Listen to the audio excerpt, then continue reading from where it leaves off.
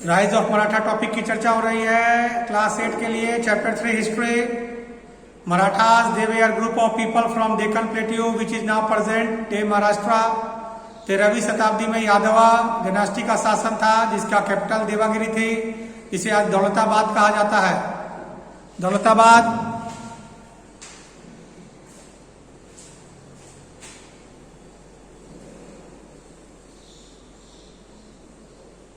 इसे आज दौलताबाद कहा जाता है।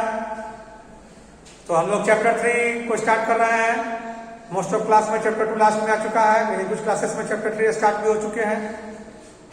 तो Marathas they were group of people from Deccan plateau which is now present day Maharashtra.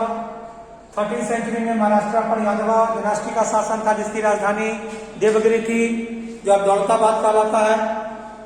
और इसके बाद जो है 14वीं शताब्दी में खिलजी शासकों ने यादवों को हराकर उस जगह पर अधिकार कर लिया।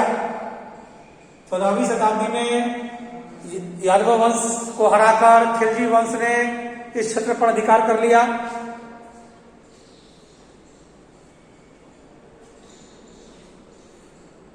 उसके बाद भक्ति मूवमेंट, कल्चर को जीवित रखने के लिए भक्ति मूवमेंट शुरू हुआ। भक्ति संतों के साथ उन्होंने अपने भजन के माध्यम से लोगों के हृदय में परंपराओं, संस्कृति को जीवित रखने का प्रयास किया। संत तुकाराम जैसे लोग काफी फेमस थे उस समय। नामदेव, ज्ञानेश्वर, तुकाराम जैसे लोग फेमस। भक्ति मूवमेंट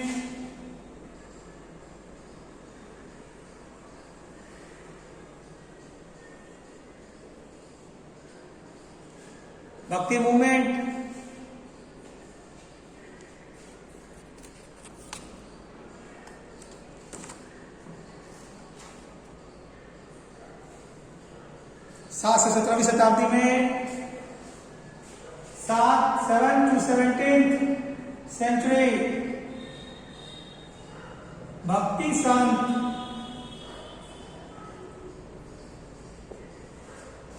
संतों ने इस मूवमेंट को जारी रखा ताकि कल्चर को बनाया रखा जा सके, जीवित रखा जा सके।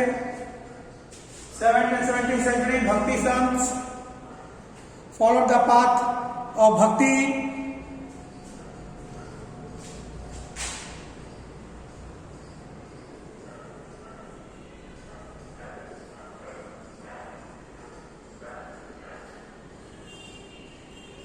Across India. भारत के चारों ओर इस बात को फॉलो करने का प्रयास किया गया। हर सेक्शन से ये संत जुड़े हुए थे, हर भाषा और संगीत से जुड़े हुए थे।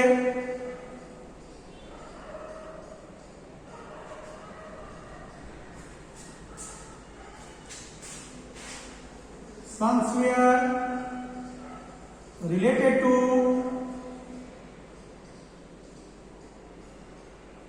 all sections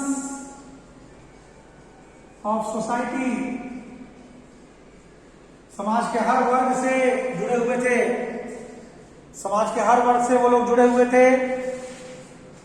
संत तुकाराम, ज्ञानेश्वर जैसे लोगों ने अपने भजन के माध्यम से भक्ति को जीवित किया, लोगों को उनके कल्चर की याद कराई।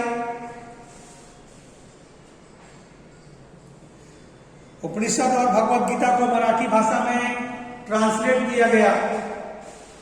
उपनिषद और भगवत गीता को मराठी भाषा में ट्रांसलेट किया गया। यह भी एक इंपॉर्टेंट पॉइंट है।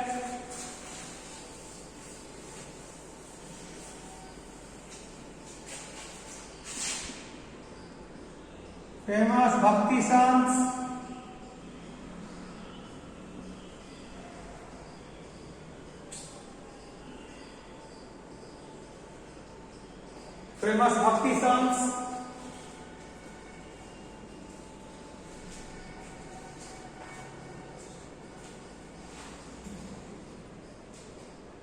कौन कौन थे?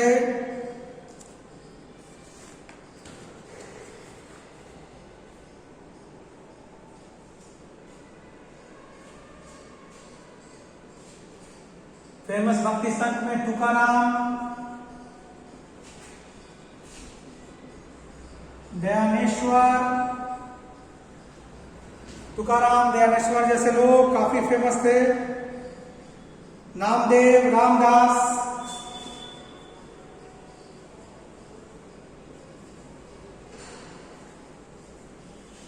ये लोग काफी पॉपुलर भक्ति संत थे उस समय के।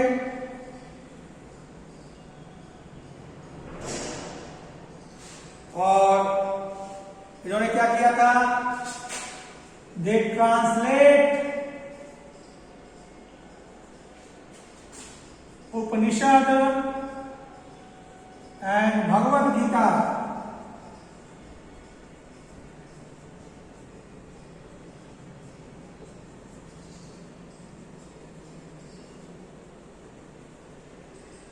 मराठी लैंग्वेज में इन्होंने ट्रांसलेट किया था भगवद गीता को।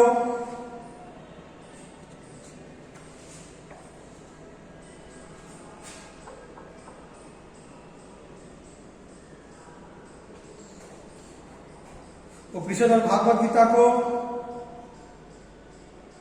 मराठी लैंग्वेज में इन्होंने बदला था।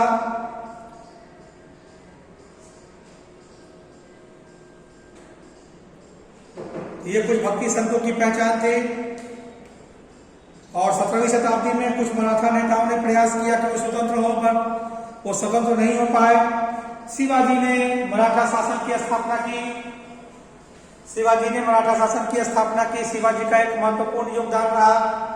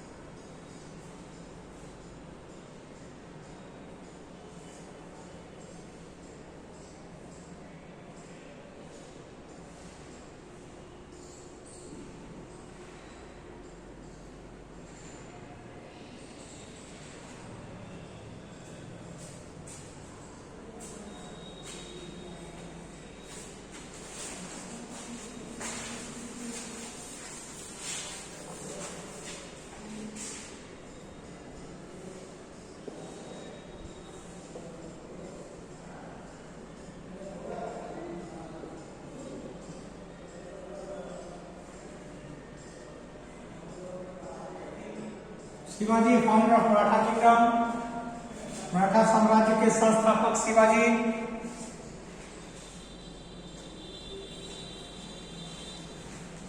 इनका जन्म कब हुआ? 1630 में। Born 1613। Father Shahji Bhosale, mother का नाम था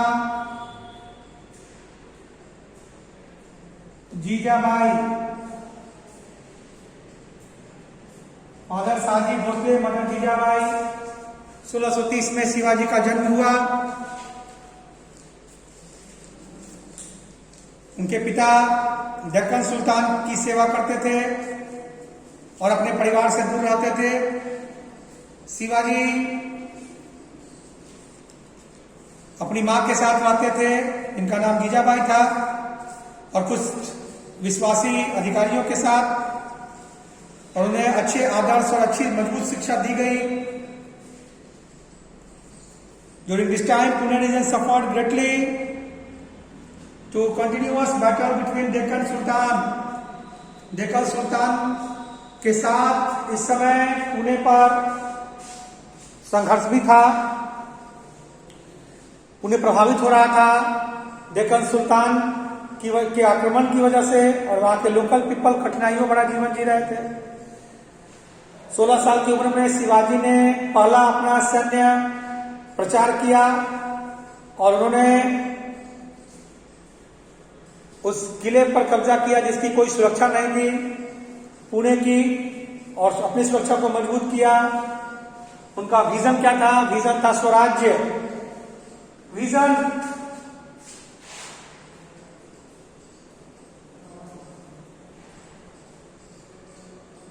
अपना राज्य, स्वराज्य, विजन उनका अपना राज्य था। उनकी इच्छा थी स्वराज्य की, वो अपना राज्य चाहते थे। 16 साल की उम्र से उन्होंने अपना संकल्प पूरा करने के लिए अपने लाइफ को जो है इस स्ट्रगल में उतार लिया, इस संघर्ष में उतार लिया।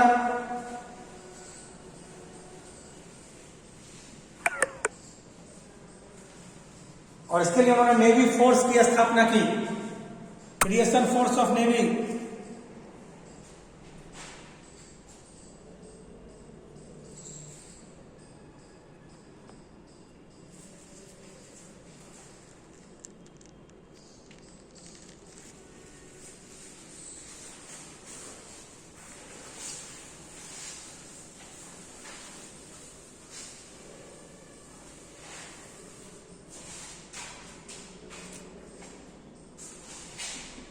Expansion and creation of navy. Navy का मतलब नौसेना,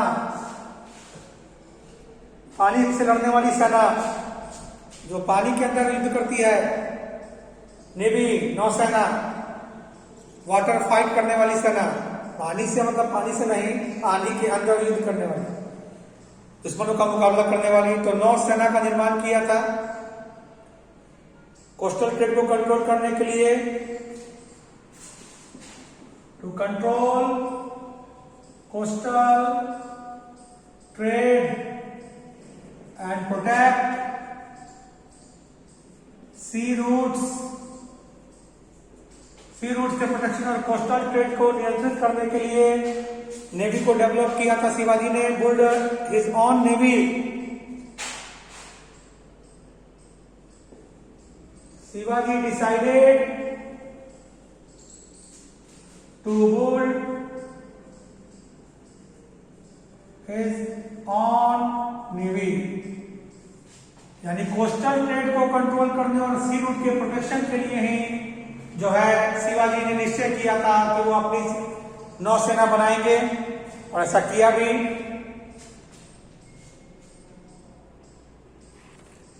बीजापुर सल्तनत के पास व्यापारिक जहाज तो था पर नेवी नहीं था। Mughal navy was also weak. Mughal की सेना भी काफी कमजोर थी एंड पुअरली ऑर्गेनाइज्ड, और ठीक तरह से ऑर्गेनाइज्ड भी नहीं थी। शिवाजी साउ this an opportunity and create the Mughal navy. तो शिवाजी को मौका मिल गया। एक तरफ बीजापुर सल्तनत के पास जो है नाव तो था पर नेवी नहीं था, दूसरी ओर जो है मुगल साम्राज्य के पास कमजोर नौसेना थी। इसका फायदा शिवाजी ने उठाया और उन्होंने एक मजबूत नेवी को फॉर्म किया। Shivaji navy became famous for its bravery. Shivaji की नौसेना अपनी बहादुरी के लिए काफी प्रसिद्ध थी। His ships protected the coastline, stopped enemy ships and control sea trade. उनके जहाज जो थे वो समुद्री व्यापार का नियंत्रण करते, दुश्मनों का मुकाबला करते और समुद्री किनारों की सुरक्षा भी करते थे। यानी जो नेवी था, उस नेवी के द्वारा क्या होता था? Navy used to protect coastline, to fight with enemies. Coastline को प्रोटेक्ट करने, एनिमी से फाइट करने और जो है सी ट्रेड को कंट्रोल करने में, एंड कंट्रोल सी ट्रेड को कंट्रोल किया जाता था। सी ट्रेड को इससे कंट्रोल भी किया जाता था। तो शिवाजी के नेवी का यह सारा फायदा था। Navy used to protect coastline, to fight with enemies and control sea trade. तो शिवाजी को फायदा कैसे मिला? चूंकि बीजापुर सल्तनत के पास नेवी था ही नहीं और मुगल का नेवी वीक था, उसका फायदा उठाकर शिवाजी ने अपने नेवी को क्या किया? स्ट्रांग बनाया, और उस स्ट्रांग नेवी से उन्होंने यह काम लिया।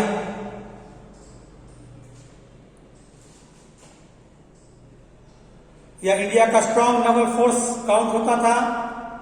शिवाजी गुरिल्ला वॉरफेयर का इस्तेमाल करते थे, मतलब कि छुपकर दुश्मन पर हमला करना एक स्मार्ट स्ट्रेटेजी मानी जाती थी, रणनीति, स्ट्रेटेजी, रणनीति शिवाजी का। Guerrilla warfare, fast attack and deep knowledge of local land is help him fight with large and stronger army successfully. Shivaji की सेना इस टेक्निक का इस्तेमाल करके मजबूत से मजबूत सेना से युद्ध लड़कर जीतने का क्षमता रखती थी। तो गुरिल्ला तरीका का इस्तेमाल करके, गुरिल्ला वारफेयर का इस्तेमाल करके शिवाजी मजबूती से अपने दुश्मनों का मुकाबला कर लेते थे। तो शिवाजी में यह खासियत थी, इसलिए उन्होंने एक मजबूत मराठा राज्य की स्थापना की।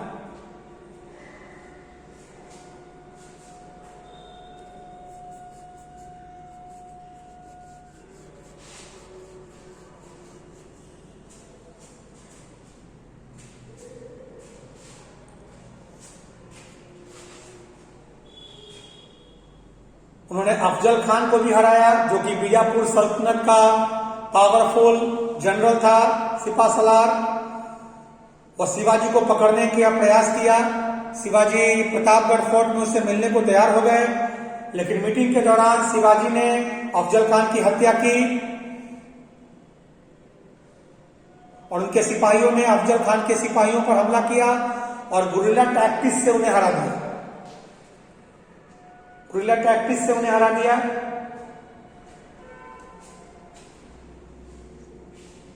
अफजल खान जिसने प्लानिंग की थी कि वह शिवाजी को गिरफ्तार कर लेगा, वो अपना सपना पूरा नहीं कर पाया और शिवाजी ने उसकी हत्या की और शिवाजी की सेना ने उसकी सेना को युद्ध में हरा दिया।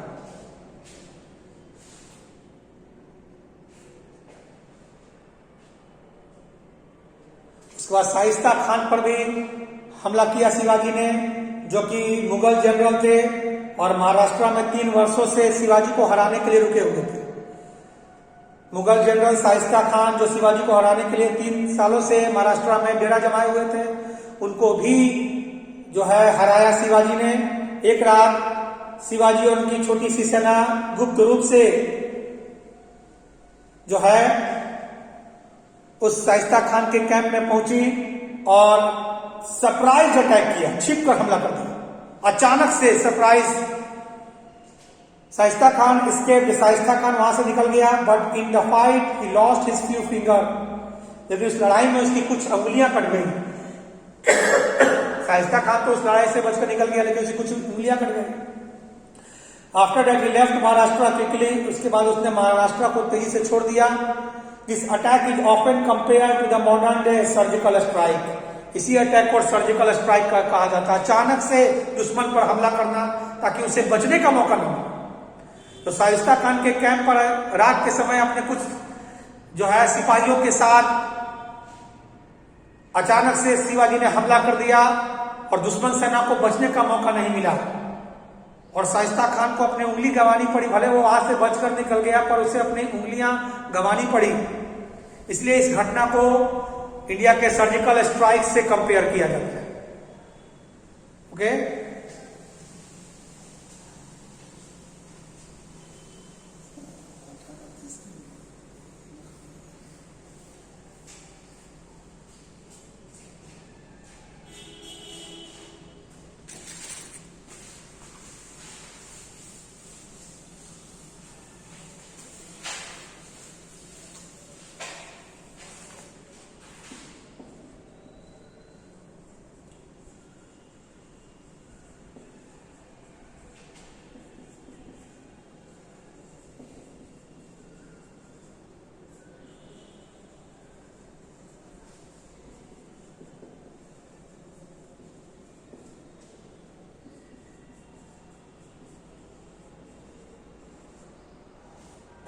शिवाजी ने अफजल खान, जो कि बीजापुर के जनरल था, उसको हराकर उसकी हत्या की।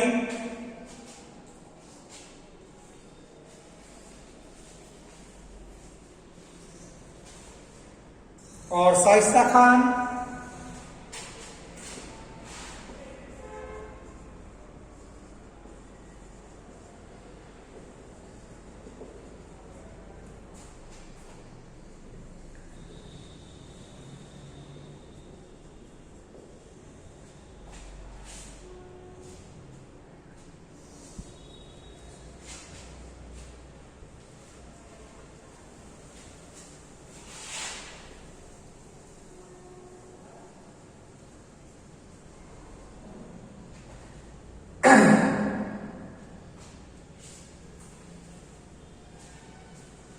शाइस्ता खान पर भी अटैक किया।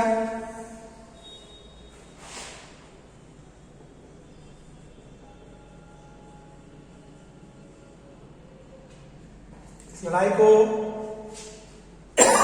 जो है क्या कहा जाता है, सर्जिकल स्ट्राइक कहा है।